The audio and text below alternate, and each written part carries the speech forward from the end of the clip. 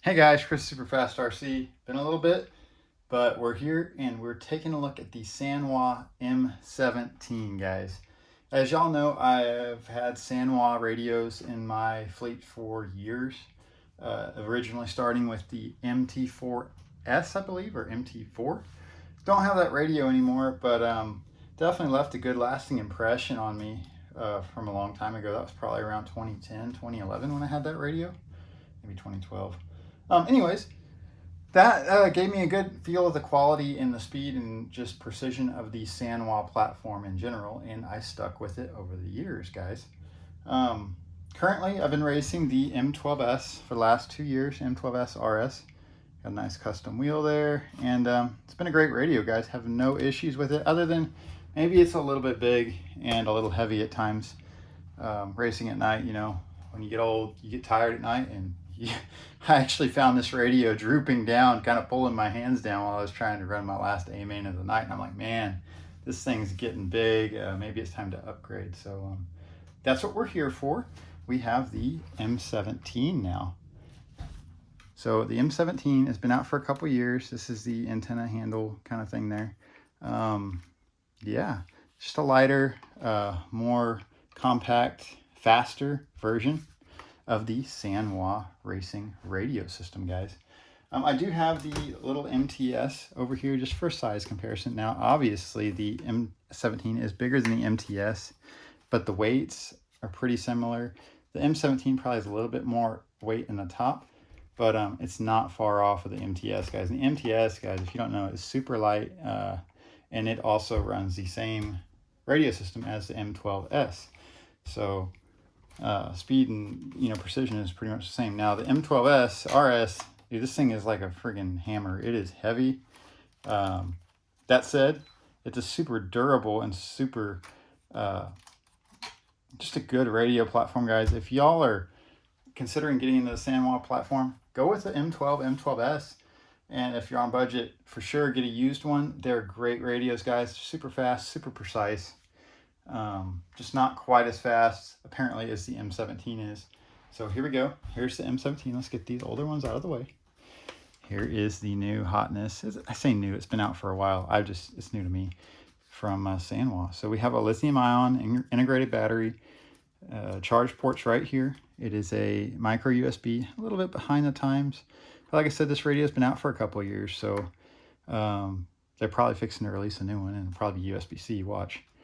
That'll be my luck. As soon as I get the nice radio, they come out with a new one next year, 2025. It has a micro SD card slot, your standard servo input there. I don't know if that's for testing servos or what that's for. Programmer, probably. Of course, just like any of the other Sanwa radios, like the M12, M12S, it can be set up fully ambidextrous. I can't get this thing to go back in there. Why can't I get it to go back in? There it goes. Anyways, fully ambidextrous. You can move this to this side. I've added a little bit of tilt here. It comes with adjustments, so you can tilt the wheel either that way or that way.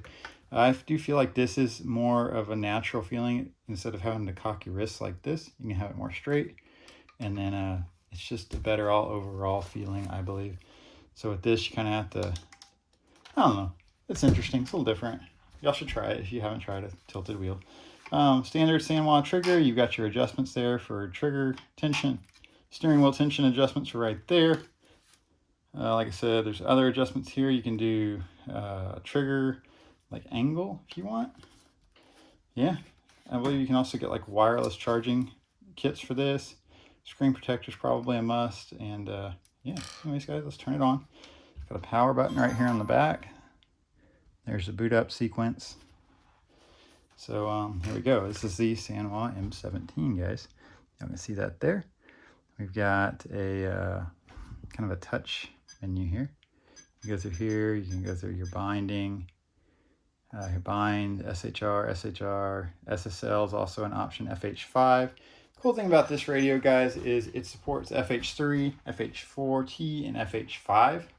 So if you've got older Sanwa receivers like FH4T receivers, even FH3, this radio is going to support them, and you don't have to worry about buying a whole fleet of new receivers because, guys, Sanwa receivers are very expensive, and this radio supports all that. So We have a dial here. This gives us access into other things faster than going through the touch panel if you prefer that. You got settings, you got all of your racing setup, feeling, speed, trim. If you want to go back into custom, you do all your dual rate, set up everything how you want it, like that, all your sub trims, telemetry. Go into here, do your logs. You can log, see how your battery voltage is doing during a race. Also got timer, so if you want to do your lap timings, it also supports that right there. Yeah, so it's got auxiliary. If you want to do mixing, doing something with crawling like that. So here's settings. Like I said, that's your basic overall settings. You can go like this to get into your different dual rates for different inputs. Let's go back here. It's not a touch screen, guys. It's a little bit counterintuitive, but it uses that touchpad and it works well. You can also use a dial here if you want. You got R mode, servo monitor, battery. Let's go into battery, see what it says. LiPo X1. So we got one in there. And you can do other things in there as well. You can change your sound, turn your clicks off. LCD brightness, you can do that. LED, that controls that right there. You can set your clock if you want, touchpad, username setup, SD card, and factory reset. Pretty standard stuff, guys. It's a Sanwa, slider weight. It's got a color screen.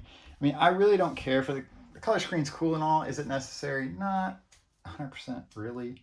I do like that it is rechargeable through the micro USB port. That is something I do kind of don't like about the M12S, is you have to pull the battery out and charge it the old-fashioned way, but I've gotten used to that anyways. But here is the lanyard loop. You go ahead and hook your lanyard up if you want to, like that, and then you can carry it on you if you prefer that way. Anyways, guys, it's a Sanwa M17. Like I said, supports older receivers, supports the new FH5, SSL, SUR, I think, is a new fast response time. Anyway, super fast Sanwa radio system, and I'm going to be putting it through its paces. And thank you for watching this video, and we'll see you in the next one. Bye-bye.